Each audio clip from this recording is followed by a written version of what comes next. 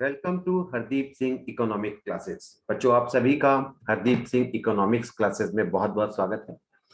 जैसा कि आप जानते ही हैं बच्चों, कि हम लोगों का जो कॉन्सेप्ट है, मैं इस समय हमारे जो कॉन्सेप्ट चल रहा है वो 12th क्लास की इकोनॉमिक्स का कॉन्सेप्ट चल रहा है। हिंदी मीडियम बच्चों के लिए जो कॉन्सेप्ट चल रहा है, और इसमें ऑलरेडी मैं 8 क्लासेस नेशनल इनकम की मैं आप लोगों को पढ़ा चुका हूं, जो आप मेरे channel Hardeep Singh economics classes की जो प्लेलिस्ट है समष्टि अर्थशास्त्र, उसमें आप उसकी 8 क्लासेस को स्टार्टिंग से देख सकते हैं, जिसमें मैंने नेशनल इनकम का कॉन्सेप्ट स्टार्ट किया हुआ है, राष्ट्रीय आय का। आज की क्लास जो 9th क्लास है नेशनल इनकम की, इस क्लास के अंदर बेटे हम लोग क्या पढ़ेंगे? इस क्लास के अंदर हम लोग नेशनल इनकम एग्रीगेट्स के बारे में स्टडी करेंगे कि जो नेशनल इनकम के अंदर जब हम राष्ट्रीय आय को कैलकुलेट करते हैं तो उसमें बहुत सारे एग्रीगेट्स होते हैं। हिंदी में कहते हैं राष्ट्रीय आय समुच्चय। तो राष्ट्रीय आय समुच्चय को हम कैलकुलेट करेंगे। वैसे तो अगर हम पहले की बात करें तो तकरीबन 13 एग्रीगेट्स हुआ करते थे, 13 एग्रीगेट्स हुआ करते थे। लेकिन अभी हमारे जो कोर्स है 12th क्लास का सीबीएसई का, उसमें सिर्फ 8 एग्रीगेट्स हैं, 8 एग्रीगेट्स हैं जो कि इस समय स्टडी करवाए जाते हैं बुक्स के अंदर। तो आज मैं उन 8 के 8 एग्रीगेट्स को डिफाइन करेंगे। और जो हम प्रीवियस क्लास, जो कि बहुत ही इंपॉर्टेंट क्लास थी, तो बेटे अगर किसी ने इस मेरी पिछली वाली क्लास नहीं देखी है 8th क्लास, तो पहले उसको देख लेना, तो ही ये क्लास देखना बेटे, नहीं तो समझ में नहीं आएगी आज की क्लास। क्योंकि लास्ट जो क्लास थी उसके अंदर मैंने फॉर्मूले वगैरह 3 बेसिक फॉर्मूले सिखाए थे, वो आपको जरूर देखनी है। उसके बाद आज की क्लास के अंदर हम उन 3 फॉर्मूलों का यूज करेंगे और देखेंगे कि किस तरीके से वो 8 एग्रीगेट्स डिफाइन किए जाते हैं, क्या मीनिंग होता है, और किसी भी एग्रीगेट को किसी अदर एग्रीगेट्स में यानी कि समुच्चय में अगर कन्वर्ट करना है तो कैसे कन्वर्ट किया जाता है। ठीक है बच्चे, तो चलिए स्टार्ट करते हैं बेटे। मैं हरदीप सिंह इकोनॉमिक्स टीचर आपका स्वागत करता हूं फिर से। चलिए बेटे स्टार्ट करते हैं हम लोग।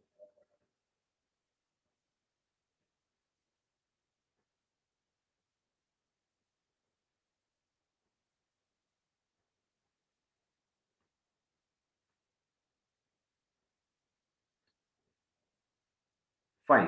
तो जैसा कि मैंने बताया कि ये हमारी क्लास नंबर जो है, ये हमारी क्लास नंबर 9 है। और इससे पहले की क्लासेस के अंदर हम ऑलरेडी 8 क्लासेस में आपको दे चुका हूं। ठीक है, फाइन। तो देखिए ये जो क्लास है बेटे, बेसिकली इस क्लास के अंदर हम क्या पढ़ने वाले हैं? राष्ट्रीय आय से संबंधित समुच्चय, तो aggregates related to national income. जैसा कि मैंने आपको बताया भी था, टोटल हम नेशनल इनकम्स के 8 एग्रीगेट्स हैं जो हम यहाँ पर पढ़ेंगे। टोटल 8 एग्रीगेट्स हैं बच्चों जो हम यहाँ पर पढ़ने वाले हैं। ठीक है, तो देखिए सबसे पहला जो एग्रीगेट है वो बेस एग्रीगेट कहलाता है। ये बेस एग्रीगेट है बच्चे, और इसका नाम क्या है? बाजार कीमत पर सकल घरेलू उत्पाद। बाजार कीमत पर सकल घरेलू उत्पाद मतलब जीडीपी एट एमपी। इंग्लिश में भी थोड़ा आप इसको जानिए बेटे, क्योंकि जो न्यूमेरिकल्स होते हैं ना नेशनल इनकम के बेटे, वो इंग्लिश में करना ज्यादा इजी रहता है और इससे कोई इम्पैक्ट नहीं पड़ता कि बेसिकली अगर आपने पेपर हिंदी में भी किया है और न्यूमेरिकल्स इंग्लिश में भी कर दिए तो कोई दिक्कत नहीं। तो मेरा ये प्रेफरेंस रहता है, मेरी ये सजेशन रहती है कि आप न्यूमेरिकल्स इंग्लिश में किया। तो इसलिए हर एग्रीगेट्स को डिफाइन तो हम लोग हिंदी में कर देंगे, लेकिन हमारी कोशिश रहेगी कि हम उसको इंग्लिश में स्टडी करेंगे तो ज्यादा बेहतर है। उसके मैं कंपोनेंट्स हिंदी में भी लिख दिया करूंगा, लेकिन फिर भी मेरी प्रेफरेंस ये रहेगी। ठीक है, GDP at MP. GDP at MP मतलब gross domestic product at market price. ये बेस एग्रीगेट है। क्या मतलब होता है, लैंग्वेज देखते हैं। इससे अभिप्राय एक लेखा वर्ष के दौरान, लेखा वर्ष आपको पता होना चाहिए बेटे, लेखा वर्ष क्या होता है? 1 अप्रैल से लेकर, मैं पहले भी कई बार बात कर चुका हूं इसके बारे में, 1 अप्रैल से लेकर टू 31 मार्च तक का जो टाइम पीरियड होता है ना बच्चे, उसको लेखा वर्ष कहा जाता है। तो एक लेखा वर्ष में, एक साल में, एक देश की घरेलू सीमा, अब घरेलू सीमा क्या होती है ये आपको मेरी पिछली क्लासेस में देखने को मिल जाएगा।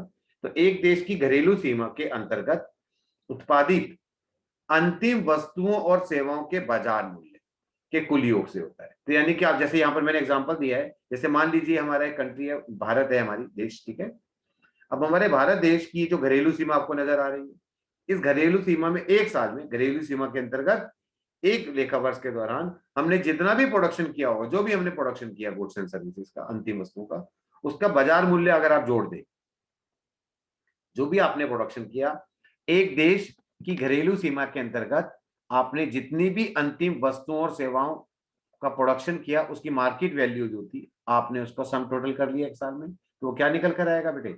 जीडीपी एट एमपी, मतलब gross domestic product at market price.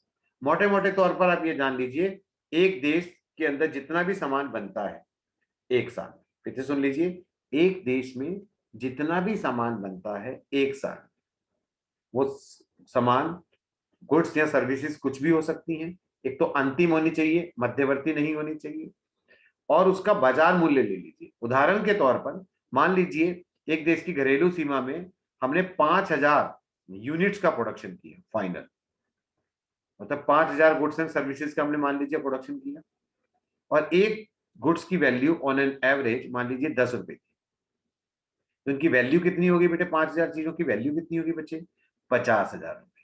तो एक साल में हमने 5,000 चीजों का प्रोडक्शन किया, अंतिम वस्तुओं का, एक देश की सीमा के अंतर्गत एक साल में, और उसका बाजार मूल्य जब हमने निकाला तो वो 50,000 रुपए निकल गया। तो ये 50,000 रुपए क्या कहलाएगा बेटे आपका? जीडीपी एट एमपी, कि आपने इतनी वैल्यू की गुड्स प्रोड्यूस कर ली एक साल के अंदर, एक देश में अंतिम वस्तु में। सबको समझ में आ गया बेटे? तो ये सबसे बेस है। ध्यान रखना बेटे, जो जीडीपी एट एमपी होती है ना, इसे हम बाय डिफॉल्ट बेस एग्रीगेट लेके चलते हैं। बेस एग्रीगेट का मतलब है कि बाकी के 7 और एग्रीगेट जब आपको मैं बनाऊंगा, क्रिएट करूंगा, तो उसमें हम जो क्या करेंगे, उसमें इसको हम बेस एग्रीगेट लेके चलेंगे। मतलब ये मान के चलेंगे कि जीडीपी एट एमपी हमने निकाल लिया है, बाकी के जो एग्रीगेट्स है कैसे निकाले जाएंगे अगर हमारे पास जीडीपी की वैल्यू आ गई। फिर से मैं आपको बताऊं, इसका मतलब बेटे ये मत ले लेना कि हमेशा वो सारे फॉर्मूले जीडीपी से ही निकलते हैं, लेकिन आप लोगों को समझाने के लिए, जो लास्ट क्लास में हमने 3 फॉर्मूले पढ़े थे, उनका कैसे यूज होता है यहाँ पर, उसको समझाने के लिए मैं जीडीपी एट एमपी को हमेशा बेस लेके चलूंगा, और उससे बाकी के सारे एग्रीगेट्स का फॉर्मूला क्रिएट करता चला जाऊंगा, डिफाइन भी करता चला जाऊंगा। अगर किसी को कोई प्रॉब्लम है, समझने में दिक्कत आती है, किसी की कोई भी क्वेरी है, कमेंट, तो बेटे मेरा टेलीग्राम चैनल है हरदीप सिंह इकोनॉमिक्स क्लासेस, आप उसको ज्वाइन करके वहां पर मेरे से आप क्वेश्चन पूछ सकते हैं। आप मुझे व्हाट्सएप कर सकते हैं नीचे दिए गए नंबर के ऊपर। तो ध्यान रखना बेटे, आप टेलीग्राम चैनल्स पे या मेरे पे व्हाट्सएप करके अपनी क्वेरीज को जनरेट कर सकते हैं। ठीक है, चलिए फिर ये जीडीपी एंड एमपी बेस है, ये ध्यान रखना बेटे। वैसे भी अगर आप नॉर्मल लाइफ में भी अगर टीवी देखते हैं, हम कुछ देखते हैं, तो जनरली कहते हैं भाई एक देश की जीडीपी इतनी परसेंट बढ़ गई, इतनी परसेंट कम हो गई, तो मतलब प्रोडक्शन कितना बढ़ गया या कम हो गया, उसकी बात की जाती है। तो चलिए आगे बढ़ते हैं, ये पहला आपको सबको समझ में आ गया होगा। नेक्स्ट,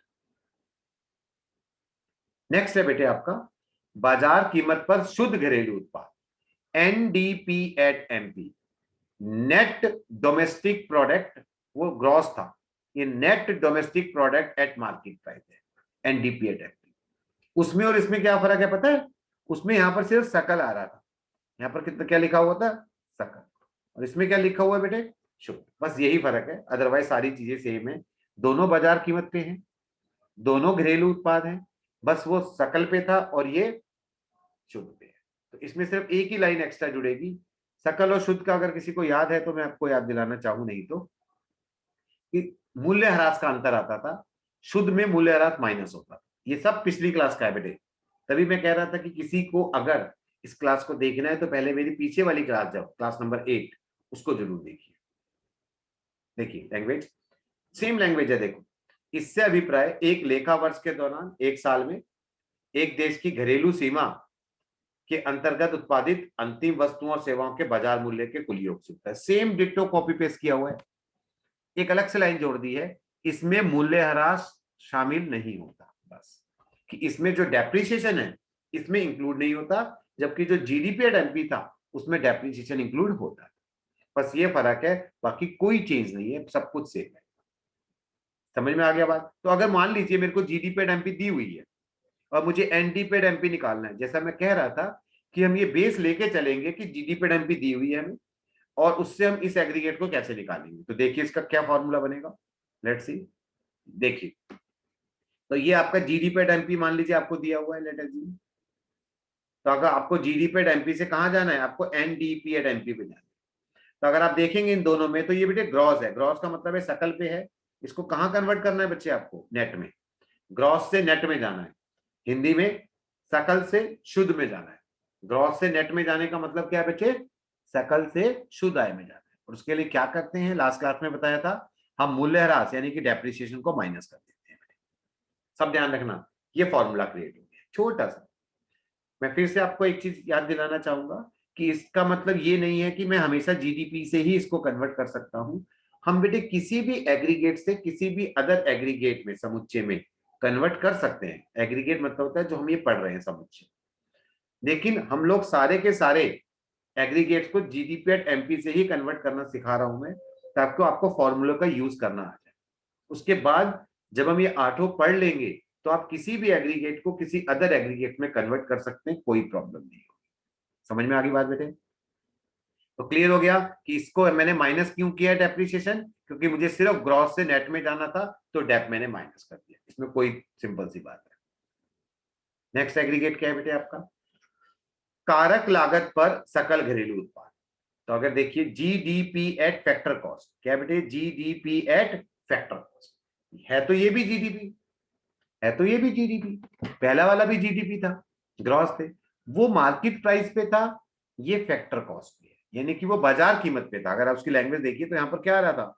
बाजार कीमत पर। यहाँ पर क्या आ रहा है बेटे?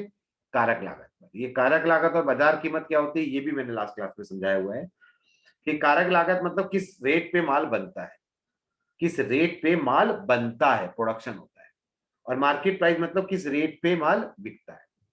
आप कुछ इसको ऐसे समझिए कि मान लीजिए एक कंट्री है बेटे, एक कंट्री के अंदर हमने फिर से 5,000 चीजें बनाई फाइनल एक साल में, ठीक है। लेकिन इस बार जो प्राइस हमने लिया मल्टीप्लाई करने के लिए, वो प्राइस नहीं लिया जिससे कि जिस पे कि वो गुड्स बिक रही है, सेल हो रही है। हमने बल्कि वो प्राइस ले लिया जिस पे कि इसका प्रोडक्शन हो रहा था। कॉस्टिंग क्या आ रही थी माल बनने की, जिसमें प्रॉफिट भी इंक्लूड है। ध्यान रखना बेटा, प्रॉफिट भी इंक्लूड होता है, क्योंकि प्रॉफिट भी कारक लागत होता है। तो मान लीजिए एक गुड्स की जो कॉस्टिंग थी वो 8,000 रुपए थी, प्रॉफिट वगैरह सब मिला। तो अगर हम 8 से मल्टीप्लाई कर लें तो हमारी जीडीपी कितनी आएगी? 40,000। लेकिन ये कारक लागत पे आएगी, क्योंकि जो हमने मल्टीप्लाई किया है, जो भी हमने प्रोडक्शन किया था, उसको हमने किससे मल्टीप्लाई किया है बेटे? हमने मार्केट प्राइस से मल्टीप्लाई नहीं किया है, हमने उस प्राइस से मल्टीप्लाई किया है या उस कॉस्ट से मल्टीप्लाई किया है जिसपे वो माल बन रहा है। तो अगर हम ऐसा करते हैं तो आएगी तो जीडीपी, क्योंकि प्रोडक्शन तो एक साल का ले रहे हैं। लेकिन मल्टीप्लाई किस पे कर रहे हैं बेटे हम उसको? जिस कॉस्टिंग पे वो माल बनता है, इंक्लूडिंग प्रॉफिट। तो ये जीडीपी एट एफसी कहलाता है। समझ में आ गई बात? तो इसकी लैंग्वेज क्या आएगी? इसकी लैंग्वेज क्या आ रही थी? इससे अभिप्राय एक लेखा वर्ष के दौरान एक देश की घरेलू सीमा तो आएगा ही आएगा। इसमें बाजार मूल्य आ रहा था। क्या आ रहा था? बाजार मूल्य। उसमें क्या आएगा जरा देखना। इससे अभिप्राय एक लेखा वर्ष के दौरान एक देश की घरेलू सीमा के अंतर्गत अर्जित कारक आय के कुल योग से होता है। देख रहे हो, इसमें कारक आय ली जाती है। इसमें क्या लिया जाता है? बाजार मूल्य का कुल योग। इसमें क्या लिया जाता है? कारक आय। जो हमने जो भी गुड्स एंड सर्विसेज का प्रोडक्शन किया है उसकी कारक आय हम लोग जोड़ लेते हैं। ध्यान रखना बेटा फॉर्मूला। तो फिर से वैसे मैंने बताया था कि हम जीडीपी एट एमपी को कन्वर्ट करेंगे। तो जीडीपी एट एमपी मैंने कहा था हमेशा बेस लेके चलेंगे। तो अगर आप बेटे जीडीपी एट एमपी को कन्वर्ट करेंगे जीडीपी एट एफसी में, तो सिर्फ एक ही चीज चेंज करनी पड़ेगी, आपको मार्केट प्राइस से फैक्टर कॉस्ट पे जाना पड़ेगा, यानी कि बाजार कीमत से आपको कारक लागत पे जाना पड़ेगा। पर इसमें माइनस क्या किया जाता है? नेट इनडायरेक्ट टैक्स, शुद्ध अप्रत्यक्ष कर को इसमें बेटे माइनस कर दिया जाता है। सब लोग ध्यान रखेंगे, ये जो फॉर्मूले है ना बेटे, क्या माइनस किया जाता है, ये पिछली क्लास में पढ़ा चुका हूं, तो मैं बार बार इस बात को रिपीट नहीं करूंगा। तो सिर्फ एक ही चीज कन्वर्ट करनी है, एमपी को एफसी में कन्वर्ट करना है, जिसके लिए हम क्या करते हैं? शुद्ध अप्रत्यक्ष कर यानी कि नेट इनडायरेक्ट टैक्स को माइनस करते हैं। सबको समझ में आ गया थर्ड ईयर? नेक्स्ट आगे बढ़ते हैं। नेक्स्ट है बेटे आपका कारक लागत पे शुद्ध घरेलू उत्पाद। कारक लागत पर शुद्ध घरेलू उत्पाद, ये भी कारक लागत है और ये भी घरेलू उत्पाद है। तो इसमें और थर्ड वाले में क्या अंतर है? वो सकल था, ये शुद्ध है। तो ये भी कारक लागत पे है, तो इसमें भी अर्जित कारक आय ही आएगी। ध्यान रखना बेटे, जब भी कारक लागत पे किसी को डिफाइन करोगे तो अर्जित कारक आय का योग लिखा जाता है। और अगर बाजार कीमत पे किसी को डिफाइन करते हो तो बाजार मूल्य लिखा जाता है साथ में। बस बाकी घरेलू के साथ तो वो वर्ड आता है कि घरेलू सीमा के अंदर। ठीक है, चलिए देखिए लैंग्वेज। इससे अभिप्राय एक लेखा वर्ष के दौरान, एक साल में, एक देश की घरेलू सीमा, ये जो एक देश की घरेलू सीमा पता है क्यों आता है बेटे? ये क्योंकि हम घरेलू आय को डिफाइन कर रहे हैं। एक देश की घरेलू सीमा के अंतर्गत अर्जित कारक आय क्यों आ रहा है? क्योंकि कारक लागत क्यों हो रही है। बाजार कीमत में डिफाइन होती है तो बाजार मूल्य लिख लेते। अर्जित कारक आय के कुल योग से होता है, इसमें मूल्यह्रास शामिल नहीं होता, क्योंकि ये किस पे कैलकुलेट हो रहा है? शुद्ध पे, नेट पे। कोई भी चीज अगर शुद्ध पे कैलकुलेट होगी या डिफाइन होगी तो ये नीचे लाइन लिखनी पड़ेगी, इसमें मूल्यह्रास शामिल नहीं होता, क्योंकि शुद्ध का मतलब है मूल्यह्रास माइनस किया जा चुका है। फॉर्मूला देखिए, जीडीपी एट एमपी बेस ले लिया हमने, मैंने कहा बाय डिफॉल्ट हम जीडीपी एट एमपी से कैलकुलेट करेंगे, ध्यान देना जरा। तो ग्रॉस से हमें पहले नेट में जाना है, तो बेटे ग्रॉस से नेट में जाने के लिए हमने क्या किया? डेप्रिसिएशन माइनस कर दिया।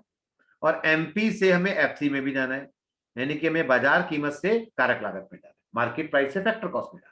और एमपी से एफसी में जाने के लिए क्या करते हैं? शुद्ध अप्रत्यक्ष कर, यानी कि नेट इनडायरेक्ट टैक्स को हम माइनस कर देते हैं। क्लियर होगी सारी बात? चलिए आगे। नेक्स्ट है बेटे अब हमारा बाजार कीमत पे, फिर से वापस बाजार कीमत पे आ गए। सकल राष्ट्रीय उत्पाद, अब बेटे यहां पर हम लोग घरेलू को छोड़कर हम नेशनल पे चलेंगे, राष्ट्रीय पे आ गए। पहले मैंने जितने भी चारों डिफाइन किए थे, अगर मैं चारों के यहां पर नाम लिखूं तो चारों के नाम पे जो पहले चार डिफाइन किए थे कुछ ये थे। देखो, पहला क्या था? GDP at MP. दूसरा क्या था? NDP at MP. तीसरा क्या था? GDP at FC. चौथा क्या था? ये सामने जो नजर आ रहा है फोर्थ, एनडीपी एट एफसी। तो अगर आप इसमें ध्यान से देखो तो ये चारों के चारों बेटे डोमेस्टिक इनकम पे कैलकुलेट हो गए, या डोमेस्टिक इनकम है चारों, चारों घरेलू आए। हाँ, वो दो मार्केट प्राइस पे हैं, फैक्टर कॉस्ट पे है, कोई ग्रॉस पे है, कोई नेट पे है, लेकिन है चारों की चारों घरेलू है, डोमेस्टिक इनकम। सेम यही चारों हम अब दोबारा पढ़ेंगे, लेकिन अब डोमेस्टिक की जगह नेशनल पे पढ़ा जाएगा। जैसे जी, अब मैं चारों कौन सी पढ़ाऊंगा? अगर मैं इन चारों को अगर दोबारा से रीराइट करूं नेशनल में तो क्या बनेंगी जरा देखना। G N P at M P, gross national product at market price, ये देखिए बाजार कीमत पे सकल राष्ट्रीय उत्पाद, इसका क्या बनेगा? N N P at M P. इसका क्या बनेगा? G N P at M P. मैं आगे सारे बनाऊंगा, मैंने डिफाइन किए हैं, मैं तो बता रहा हूं कि कैसे क्रिएट हो रहे हैं। और लास्ट क्या बनेगा? N N P at M P. तो ये फिर से वही चारों लिखे हैं मैंने, एफ सी है, सॉरी ये दोनों एफ सी, एफ सी, ठीक है। ये चारों मैंने वही लिखे हैं, लेकिन ये नेशनल पे चल रहे हैं, यानी कि राष्ट्रीय पे चल रहे हैं। जब राष्ट्रीय वर्ड आ जाता है तो डेफिनेशन में क्या चीज चेंज आएगी? ये जो एक देश की घरेलू सीमा लिखा जा रहा है ना, ये नहीं आता, क्योंकि जो राष्ट्रीय आय होती है, आपको याद होगा मेरी पिछली क्लासेस में कि राष्ट्रीय आय में बेटे हम सामान्य निवासी को पकड़ते हैं, घरेलू सीमा को हम नहीं पकड़ते। तो देखिए लैंग्वेज, लैंग्वेज देखिए बच्चे सभी को। इससे अभिप्राय एक लेखा वर्ष के दौरान, ये तो हमेशा आएगा यार, एक लेखा वर्ष तो सब में आएगा, के दौरान एक देश के सामान्य निवासियों के द्वारा। ये सामान्य निवासी क्यों आ रहा है बेटे? क्योंकि हम राष्ट्रीय पर डिफाइन कर रहे हैं। कभी भी किसी भी समुच्चय एग्रीगेट को अगर आपको राष्ट्रीय के अकॉर्डिंग डिफाइन करना है तो ये लाइन आएगी, एक देश के सामान्य निवासियों के द्वारा उत्पादित अंतिम वस्तुओं और सेवाओं के बाजार मूल्य, क्योंकि बाजार कीमत पे कर रहे हैं, के कुल योग से होता है। सिंपल। तो आप सबको इस समझ में आ गया कि अगर घरेलू वर्ड आ रहा है तो एक देश की घरेलू सीमा लिखा जाएगा, अगर राष्ट्रीय वर्ड आ रहा है तो एक देश के सामान्य निवासी लिखा जाएगा। एक बात ये समझ लीजिए। दूसरी बात, अगर बाजार मूल्य पे डिफाइन करना है, बाजार कीमत पे, तो उत्पादित अंतिम वस्तुओं और सेवाओं के बाजार मूल्य लिखेंगे। और अगर कारक लागत पे डिफाइन करना है उसी कॉन्सेप्ट को, तो अर्जित को कारक आय लिखा जाता है। तो फॉर्मूला क्या बनेगा इस वाले का? देखिए फिर से मैंने बेस क्या ले लिया? GDP at NP. क्या कन्वर्ट करना है? ये तो दोनों ग्रॉस में है, चलिए ठीक है। ये डोमेस्टिक से नेशनल पे जाना है, घरेलू से नेशनल पे जाना है, तो क्या करेंगे? विदेशों से प्राप्त शुद्ध कारक आय NFIA को हम लोग प्लस कर लेते हैं। पता है ना क्या होती है विदेशों से प्राप्त शुद्ध कारक आय? और अगर आप किसी को प्रॉब्लम है कि उसको नहीं पता है विदेशों से प्राप्त शुद्ध कारक आय क्या होती है, तो वो मेरी लास्ट क्लास को जरूर देखिए एक बार। जी अगला, बाजार कीमत पर शुद्ध राष्ट्रीय उत्पाद, ये भी बाजार कीमत पे है तो अंतिम वस्तुओं के बाजार मूल्य आएगा।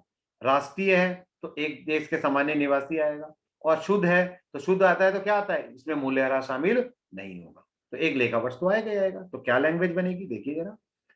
इससे अभिप्राय एक लेखा वर्ष के दौरान एक देश के सामान्य निवासियों के द्वारा उत्पादित अंतिम वस्तुओं और सेवाओं के बाजार मूल्य के कुल योग से होता है। इसमें मूल्यह्रास शामिल नहीं होता क्योंकि ये नेट पे कैलकुलेट हो रहा है, शुद्ध पे कैलकुलेट हो रहा है। तो फॉर्मूला देखते हैं, जीडीपी एट एमपी अगर हमें दिया है तो हम इसको कैसे कन्वर्ट करेंगे। देखिए ये जीडीपी एट एमपी है, gross domestic product at market price, या बाजार कीमत पर सकल घरेलू उत्पाद है। तो पहले तो आपको ग्रॉस से नेट में जाना है। तो ग्रॉस से नेट में जाने के लिए क्या करते हैं बच्चे हम लोग, डेप्रिसिएशन माइनस करते हैं। ग्रॉस से नेट में जाने का मतलब क्या है बेटे, सकल से शुद्ध में जाना है, सकल से शुद्ध में जाना है। और दूसरा बेटे, दूसरा हमें इस डोमेस्टिक से नेशनल में भी जाना है, यानी कि घरेलू से राष्ट्रीय में जाना है। तो घरेलू से राष्ट्रीय में जाने के लिए क्या करेंगे, ये प्लस एनएफआईए कर देंगे, विदेशों से प्राप्त शुद्ध कारक आय को प्लस कर देंगे। ये हमारा फॉर्मूला सा बन गया। ये फॉर्मूले बेटे कोई परमानेंट फॉर्मूले नहीं है, ये सिर्फ जीडीपी एमपी से मैं यूज करना सिखा रहा था उन तीन चीजों को जो हमने लास्ट क्लास में सीखी, और 8 एग्रीगेट भी आपको डिफाइन करना सिखा रहा हूं। नेक्स्ट देखिए, अब कारक लागत पे आ गया, सकल आ गया और राष्ट्रीय आ गया। राष्ट्रीय तो देश की सामान्य निवासी, सकल आएगा तो मूल्यह्रास इंक्लूड होगा इसके अंदर तो, और कारक लागत है तो अर्जित कारक आय बढ़ रहा है। लैंग्वेज देखिए, इससे अभिप्राय एक लेखा वर्ष के दौरान एक देश के सामान्य निवासियों के द्वारा, सामान्य निवासी आ गया ना, देखा, अर्जित कारक आय। अर्जित कारक आय क्यों आ रहा है, क्योंकि कारक आय पे डिफाइन करना है कि कुल योग से होता है, सिंपल फॉर्मूला। देखिए फिर से जीडीपी एमपी हमने बेस ले लिया, अब इसको कन्वर्ट करना है। तो देखिए पहले तो डोमेस्टिक से नेशनल में जाना है, तो डोमेस्टिक से यानी कि घरेलू से राष्ट्रीय में जाना है तो एनएफआईए प्लस कर दिया इधर। दूसरा एमपी से एफसी में जाना है, मार्केट प्राइस से फैक्टर कॉस्ट में जाना है, बाजार कीमत से कारक लागत में जाना है। तो क्या करेंगे हम, शुद्ध अप्रत्यक्ष कर को माइनस कर देंगे, एनआईटी माइनस कर देंगे। क्लियर। लास्ट देखिए, लास्ट 8th है बेटे, कारक लागत पर सकल राष्ट्रीय उत्पाद। कारक लागत पर सकल राष्ट्रीय उत्पाद, नहीं बेटे सकल नहीं होगा, ये गलत लिखा है। 8th है, शुद्ध होगा बच्चे, ये चेंज नहीं हुआ है, ये शुद्ध होगा। और ये इसका जो होगा ये होगा एनएनपी एट एफसी, ध्यान रखना बेटे, NNP at FC, GNP at FC नहीं, पीछे वाला ही सिंपल लिख दिया है। तो ये कारक लागत पर शुद्ध राष्ट्रीय उत्पाद है, यानी कि net national product eight FC, इसको हम ऐसे लिख सकते हैं एनएनपी एट एफसी, ठीक है, शुद्ध है ये। चलिए देखिए, इससे अभिप्राय एक लेखा वर्ष, इसमें लैंग्वेज भी थोड़ी गलत है, मैं लिख देता हूं, कोई बात नहीं, कोई इशू नहीं, मैं लिख देता हूं बेटा इसकी लैंग्वेज, यहां पर मैं लिख रहा हूं, ध्यान देना। इसमें मूल्यह्रास शामिल नहीं होता है तो आएगा ही आएगा, इसके अलावा मैं लैंग्वेज लिख देता हूं, वो थोड़ा गलत है। इससे अभिप्राय, इससे अभिप्राय मैं लिख देता हूं, कोई बात नहीं। इससे अभिप्राय एक लेखा वर्ष के दौरान, एक लेखा वर्ष के दौरान, के दौरान, ये तो आते ही आता है सब में, ठीक है ना। एक लेखा वर्ष के दौरान एक देश के सामान्य निवासियों के द्वारा, एक देश के सामान्य निवासियों के द्वारा, सामान्य निवासियों के द्वारा अर्जित कारक आय के कुल योग से होता है। अर्जित कारक आय के कुल योग से होता है, कुल योग से होता है। आप इसको राइट डाउन कर लेना, वो मत लिखना, इसमें मूल्यह्रास शामिल नहीं होता, ये तो ऐड कर लेना, लेकिन ये लाइन मत लिखना, गलती से ध्यान नहीं दिया मैंने इसको जब बना रहा था, ठीक है। ये लैंग्वेज आएगी बेटी इसकी, कोई बात नहीं। चलिए इसका फॉर्मूला देखिए बेटे, इसका फॉर्मूला देखिए आप, ये मैं मिटा रहा हूँ, लैंग्वेज लिख लेना। मैं एक बार बैक करता हूँ, आप इसका स्क्रीनशॉट ले लेना, इसका स्क्रीनशॉट ले लीजिए एक बार। अब मैं इसको मिटा देता हूँ इस लैंग्वेज को, और उस फॉर्मूला आपको दिखाता हूँ, देखिए। अब फॉर्मूला देखिए, तो देखिए यहाँ पर देखिए मैंने सही लिखा है, देखा, N N P at F C, जो मैं बता रहा था ना, ये क्या कहते हैं, ये N N P at F C है, राइट। और ये शुद्ध है, शुद्ध राष्ट्रीय उत्पाद, ठीक है। तो एनएनपी एट एफसी बेस हमारा जीडीपी एट एमपी हो गया। तो पहले ग्रॉस से नेट में जाने के लिए हम क्या करेंगे, हमने डेप्रिसिएशन मूल्यह्रास को माइनस किया, फिर हमने डोमेस्टिक से नेशनल में आने के लिए क्या किया, नेशनल में आने के लिए, नेशनल है, हमने एनएफआईए जोड़ा, और उसके बाद हमने मार्केट प्राइस से फैक्टर कॉस्ट में जाने के लिए एनआईटी यानी कि शुद्ध अप्रत्यक्ष कर को माइनस कर दिया। ये लास्ट था हमारा 8th aggregate, NNP at FC, कारक लागत पर शुद्ध राष्ट्रीय उत्पाद। जब डिफाइन करते हैं ना बेटे, जैसे हिंदी में पढ़ना है मुझे इसको, तो मैं यहां से पढ़ाता हूं। ये कारक लागत है, ये शुद्ध है, ये राष्ट्रीय है, तो कारक लागत पर शुद्ध राष्ट्रीय, ऐसे पढ़ो। अब हमने 8 एग्रीगेट पढ़े, पीछे मैंने दिखाए। अब मान लीजिए कई बार एग्जामिनर कहता है भाई राष्ट्रीय आय निकाल के दिखाओ, तो इसमें राष्ट्रीय आय पता है कौन सी होगी? देखिए ध्यान देना, घरेलू आय और राष्ट्रीय आय कौन कौन सी होती है वो देख लीजिए आप, एक मिनट दीजिए जी। अगर वो कहता है कि घरेलू आय निकालिए, या डोमेस्टिक इनकम कहते हैं इंग्लिश में, कहता है डोमेस्टिक इनकम निकालिए, तो आप क्या निकालेंगे? आप निकालेंगे एनडीपी एट एफसी। यानी कि हिंदी में अगर मैं लिखूं तो आपको क्या निकालना पड़ेगा?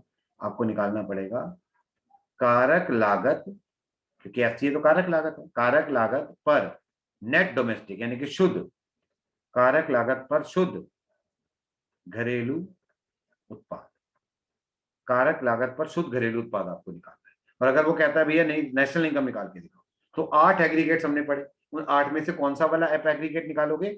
NNP at FC, NNP at FC ये वाला जो मैंने अभी भी लिखवाया था, ये वाला एग्रीगेट आप निकाल दोगे जो मैंने अभी डिफाइन किया था। मैं फिर से कर दूं, कर देता हूं चलो, ताकि आपको अगर नहीं भी लिखा होगा तो ये वाला स्क्रीनशॉट ले लेंगे तब भी चल जाएगा। तो एनएनपी एट एफसी को क्या कहते हैं हिंदी में? इसे कहते हैं कारक, हिंदी में लिखना है तो कारक लागत पर, ऊपर लिखा हुआ है वैसे तो, कारक लागत पर शुद्ध राष्ट्रीय उत्पाद। पता ही क्या बता रहा हूं बच्चे में? हमने 8 एग्रीगेट्स पढ़े। जनरली जब हम न्यूमेरिकल्स करेंगे, संख्यात्मक क्वेश्चन करेंगे न्यूमेरिकल्स, तो हमें वो कहेगा कोई भैया एनडीपी निकाल दो, जीडीपी एमपी निकाल दो, हम आराम से निकाल देंगे, हमें फॉर्मूले वगैरह भी क्लियर है। लेकिन कई बार पता है क्या कहता है? कहता है कि भाई ऐसा करो, घरेलू आय निकाल। तो अब घरेलू आय कौन सी होती है उन 8 में से, वो याद रखना बेटे। घरेलू आय अगर निकालने के लिए कहेगा तो आपको एनडीपी एट एफसी निकालना, और कहेगा राष्ट्रीय आय निकाल दो, तो राष्ट्रीय आय में से कौन सा एग्रीगेट निकालेंगे? आपको एनएनपी एट एफसी निकालना होगा अगर आपको वो कहता है कि राष्ट्रीय आय निकाल।